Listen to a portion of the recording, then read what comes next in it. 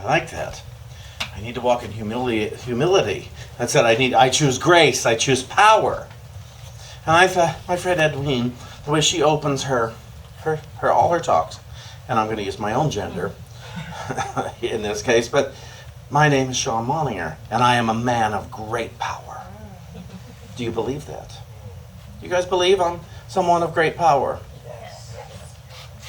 Anybody not think I'm powerful? Now, are you powerful? Are you powerful? Are you powerful? Not everybody's nodding yes, because not everybody thinks they're powerful. A lot of us think we're at the mercy of somebody else. We're at the mercy of whether or not God approves of us today. I learned many years ago, through a lot of healing and a lot of stuff, of what true humility is. Does anybody remember, besides David, what I say true humility is? What? Expecting God's best. Expecting God's best. That's what real humility is. To expect God's best. To assume God's best. Not God's whimsy. If God finds favor with you. True humility is not to bow at the feet and hope that a light will be shown upon you. That's not that's humiliation. That's embarrassment. And it's constantly saying, I might not be good enough. And I grew up hearing about a God that was not entirely different than Santa or the police. And they were always looking to catch me doing something wrong. That's what I was taught by one specific adult who had great influence over my thinking when I was a child. And so it told me that adult that we would think is supposed to love you, and maybe even like you,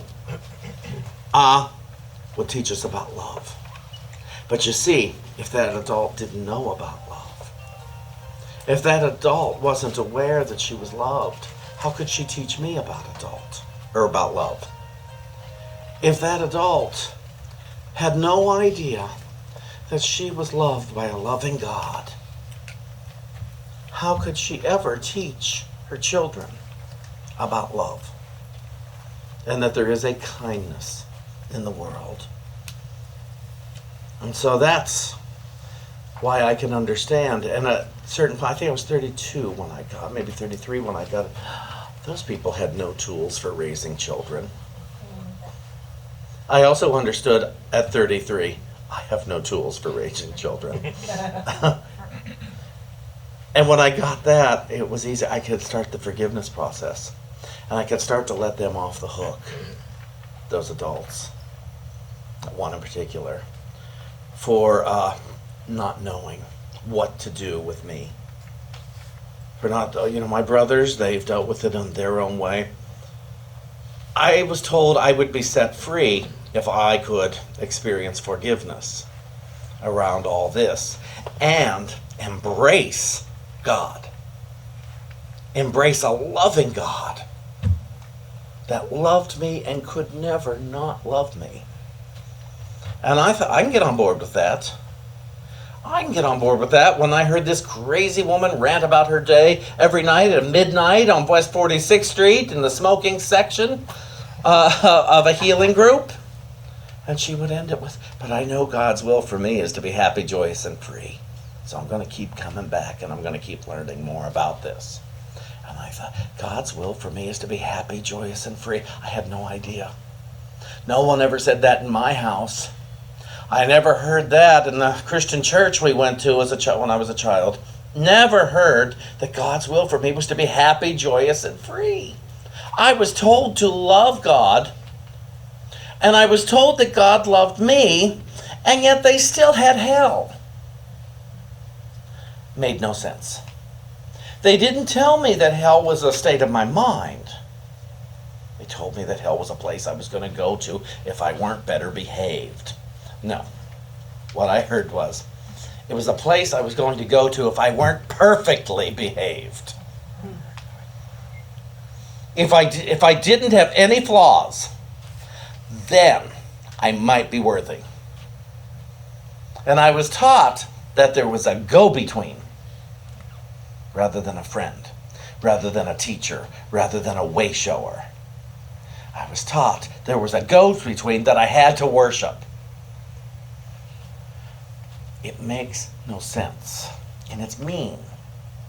It's mean, and I feel I just had to abandon it. I abandoned Jesus altogether because there was nothing logical about it. I thought, I'm sure Jesus was perfectly fine, but if I can't communicate directly with my source, if I can't communicate directly with God just as Jesus did, then none of this makes sense, and it's more rules to try to control me. And anybody who has worked with me or lived with me knows control is not your best tactic to get me to do what you want me to do. Anybody who's served on a board with me knows. Micromanaging doesn't bring out Shawn's best. It doesn't help me to shine my light. And when I get defensive, when I start to buy into the smallness of the world, it doesn't help me to shine my light. And that's my doing. That's my part in it.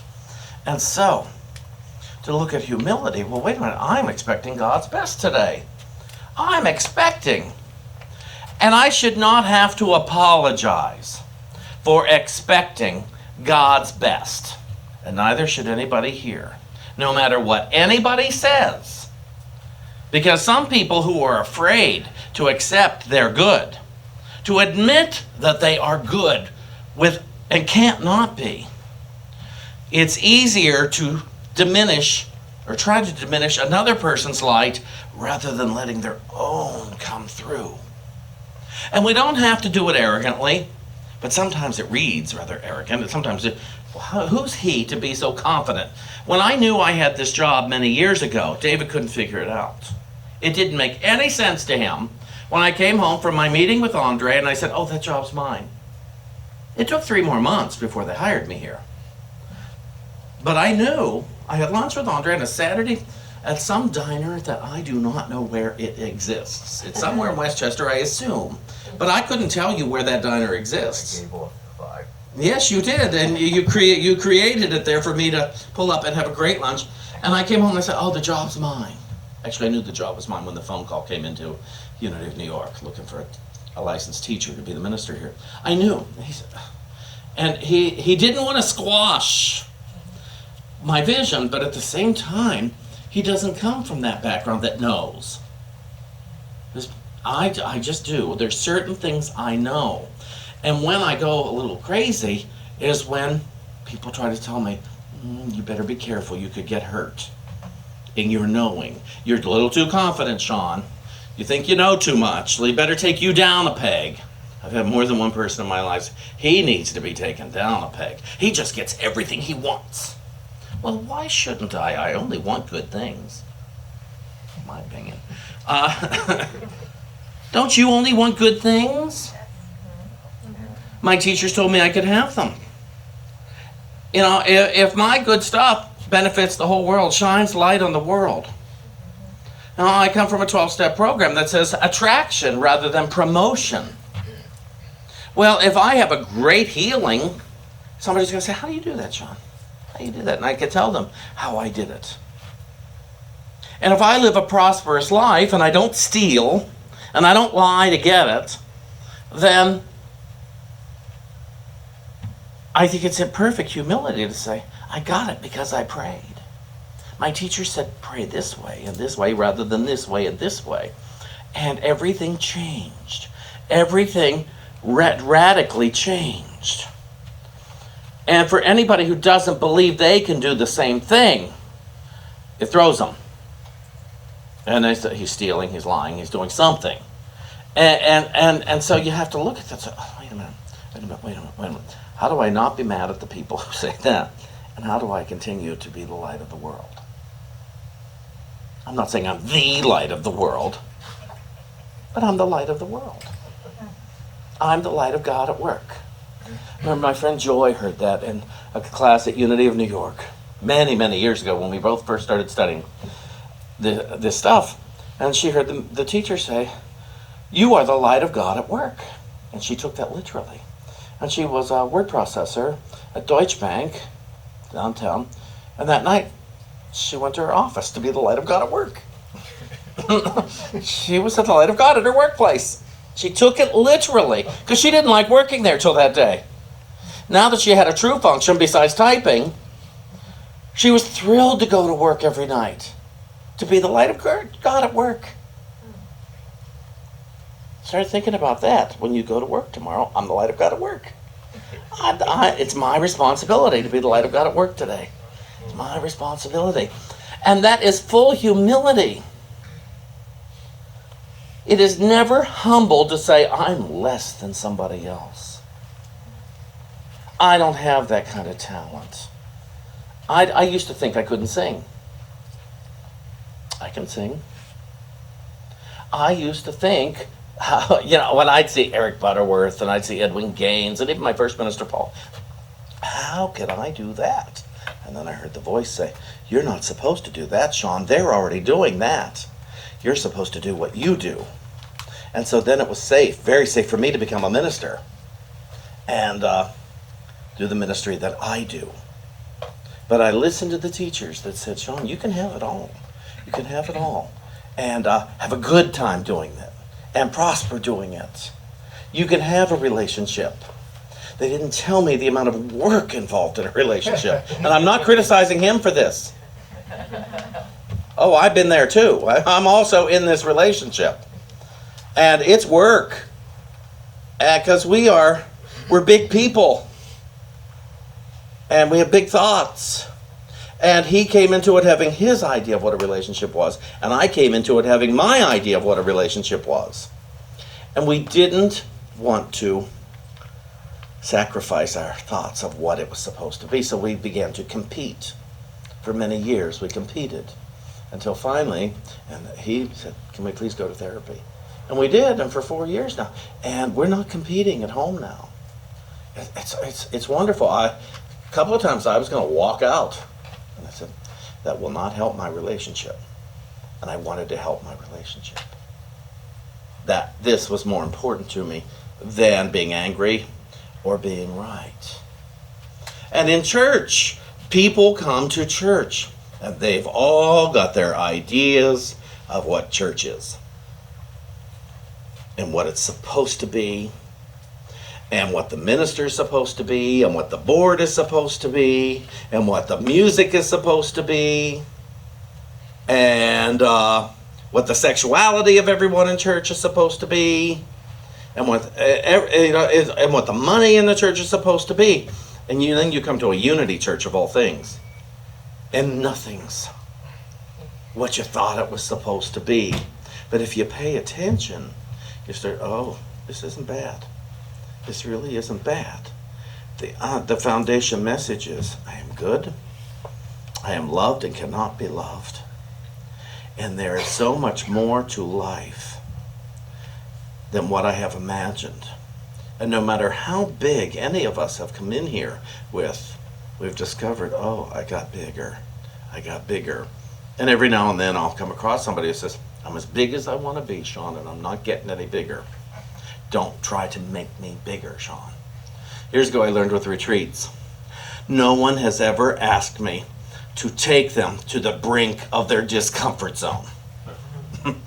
No, I get suggestions to do what people like. What's been fun at another retreat? Oh, I like this. Let's do this group thing, and let's do this group thing. Nobody says, Shawn, I want to be really wildly uncomfortable for 5 days. I want to stretch my skin as far as I can go, and my mind, and I want to hate it. It's so good. I want it to be so good, I hate it. No one's ever said that to me. And nobody in the class has ever said, oh, Shawn, can we make this harder to accept? Nobody. And so I can't tell you. I've said, oh, come on. Yeah, actually, I have said bring it on before. Years ago, I was teaching a class in the city. And the affirmation I gave to everyone, including myself, was, okay, God, bring it on. Whatever. Bring it on. I'm ready. And it was a hard week. It was a very hard week, and it was a great week of growth. Emotionally, mentally, spiritually, it was a great week. There have been things that have come up in my spiritual life and my practice that have stretched me to the point where I wanted to give up. Where I wanted to run and hide and go home and tell myself what God meant, what money meant, what life meant, what ministry meant. I just run and hide. But the problem is, once you start on this path of growth, you can't stop it. You can't. You try, but you really can't. All you'll do is put yourself in a mental hell. All you'll do is limit yourself and make yourself small again. And that's unbearable. And I've seen people leave this church in resentment, and they don't know where to go. They try going to other churches, and then they come back, and then they leave again, and then they come back, and they leave again. And they come back. And sometimes they'll come back and they won't speak to me. But I'm back. I'm back at my church, but I'm not talking to Shawn. I will not forgive him for what he did to me. And our dear Linda Rowell came back several times. And I had said, I can't work with Linda anymore. I'm not the right one. And then she said, Diane, she said, would you ask him at least to be civil? Because I was just keeping my distance. I said, I can be civil. And by the end, I could hug her. I stayed open. I listened. And I learned how to hug her. We could kiss, but we didn't have any more real conversations. Because I couldn't give her what she was asking for. The best I could do was love from over here. And hold space. And she was a great example of someone who wanted this so much. She wanted this community. She wanted other things that couldn't be given, as we know. But to say, okay, fine, I'll come back. You know, we've had others who only come back when I'm not speaking. But they like it here. They like it. There's a sacred space and a sacred community. Now I'm going to read something here. And it's from this book, Aramaic Light on the Gospel of Matthew. Since I'm working on Matthew right now in our Words in Red series. And we're starting on the Beatitudes. And the first Beatitude, of course, is from Matthew 5:3, says, "Blessed are the poor in spirit, for theirs is the kingdom of heaven." But Mr. Errico says that the Aramaic text reads, "Blessed are the humble, for theirs is the kingdom of heaven." In Aramaic, the word spirit, or ruha, has many meanings, and in this verse, spirit means pride, and refers to those who are poor in pride. Because some people, it's a thing, well, I know what it should be. I know. Well, yeah, but now suddenly you have put us all in a ditch of what you think you know. And you're not staying open to getting bigger and bigger and bigger and changing and changing and changing. I told you the story with David and me when I found schmutz all over the refrigerator door handle. 2 years ago. I went to open that door handle and thought, oh man. And suddenly, I had an awakening. 4 years ago, I wanted to move out when I found things. I thought, I could buy this house across the street. Because, here's why. In that moment when I grabbed the door handle and it was like that, I said, David, come here. He told me afterwards, he thought, oh man, I'm going to get yelled at. And he came over. I said, you see this schmutz on this handle? And he started to apologize. And I said, oh no, you don't understand. For 16 years back then it was, I'd been telling myself I'm not loved because of a sticky door handle. For 16 years I've been telling myself I'm not loved because there's crumbs all over the kitchen floor. I've been telling myself I'm not loved because of things like that. I apologize. That doesn't mean I'm not loved at all. It means your mother didn't teach you how to clean a kitchen. But it does mean... I will be speaking later. But it doesn't mean you don't love me, and I'm so sorry that I ever tried to pretend you don't love me over that. It was a great awakening, but I had to feel a great sadness for all the love I had robbed myself of by telling myself I wasn't loved because of this. And so to pay attention, I wasn't humble. I didn't see God's best in my kitchen. I saw something that I experienced as my rule, this should not be this way, and therefore I'm not loved if it is.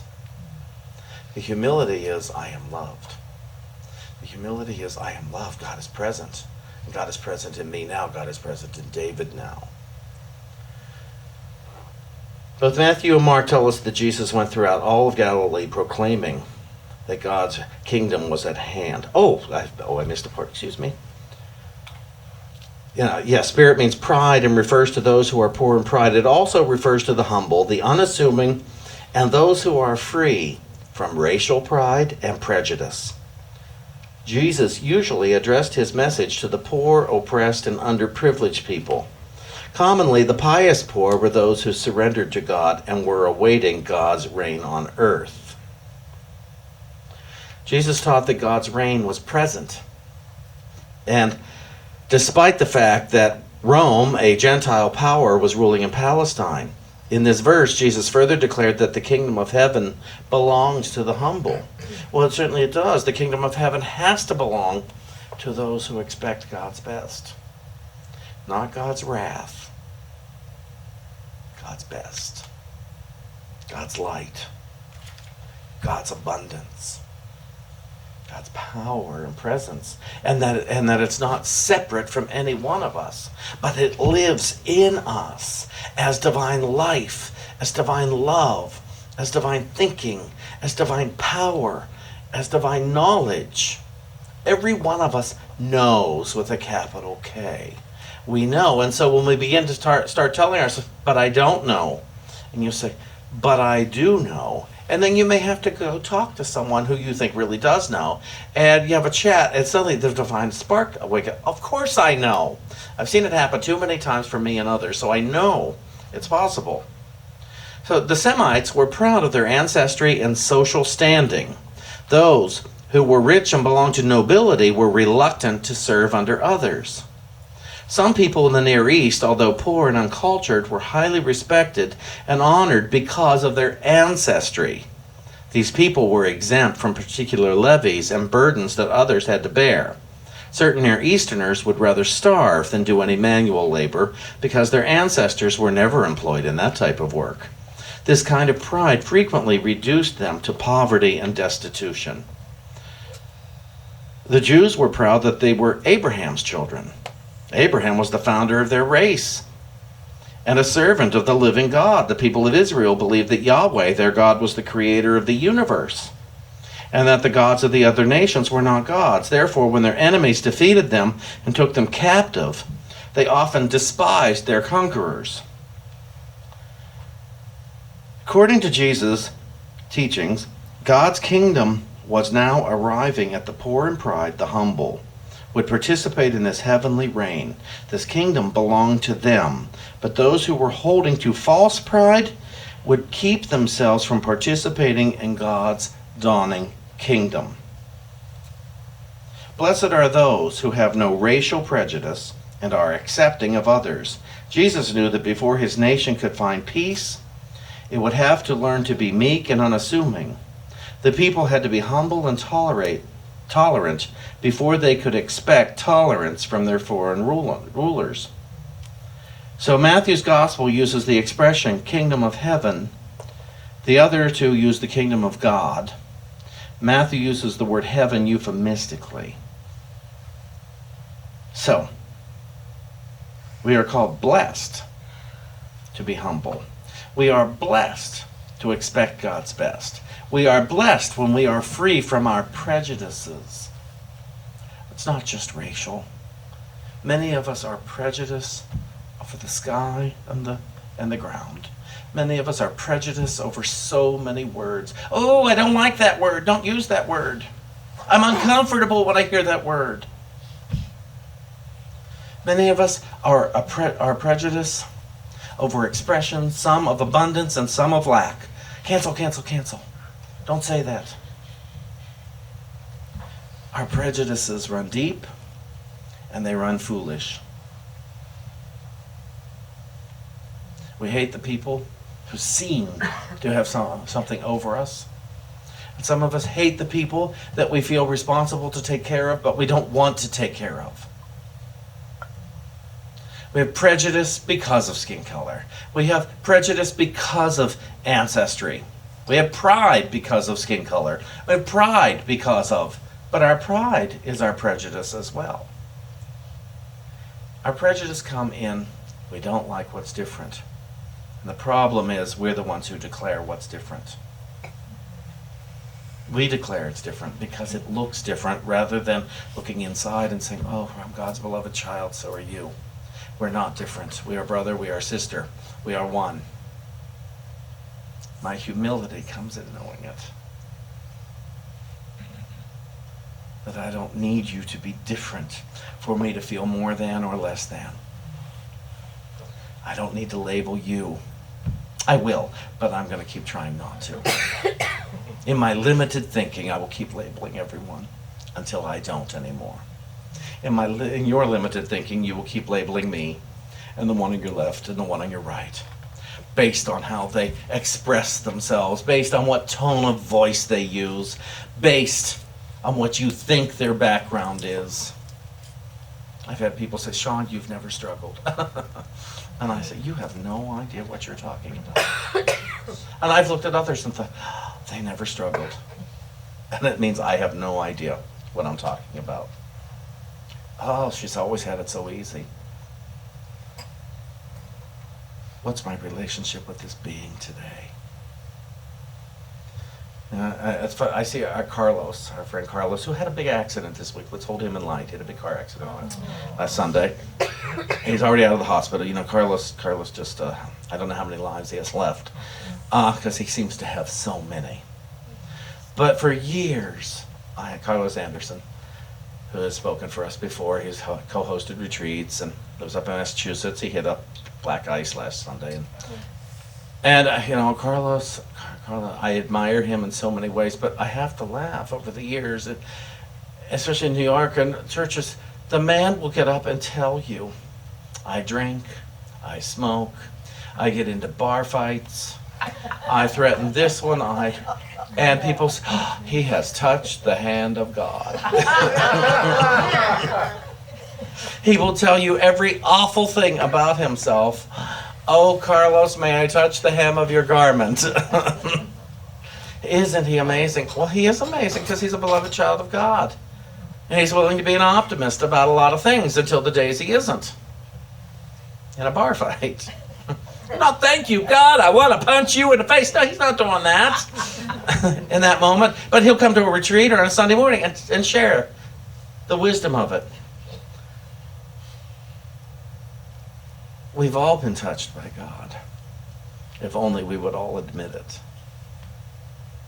This week, admit every moment, I am God's beloved child.